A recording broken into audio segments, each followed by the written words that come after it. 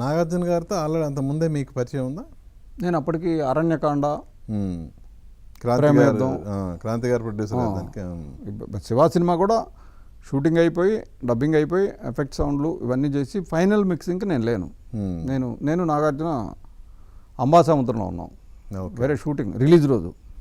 Okay, ఏ cinema? నేటి Siddhartha. Okay okay.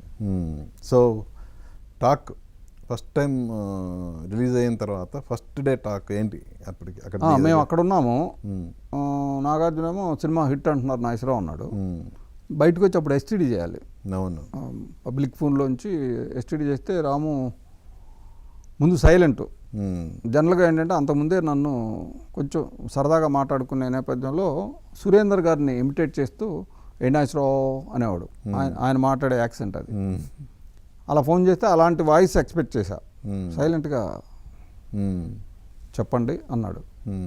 ఓహో ఏమో మార్నింగ్ షో మ్యాట్ని అప్పటికే కళ్ళు కొమ్ముల్ని ఎత్తికొక్కినాయి అనుకున్నా.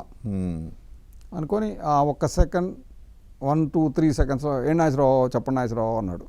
అంటే సినిమా పెద్ద హిట్ అంటున్నారు, కొంతమంది ఏమో లేడీస్ రారు అంటున్నారు, అది చూడాలన్నాడు. అప్పుడు కొమ్ములు ఇప్పుడు నెత్తికే ఉందిలే, పుట్టగా నేను నెత్తికెక్కిన ఇతను కొమ్ములు అని అనుకున్నాను నేను ఆ కాస్త గ్యాప్లో.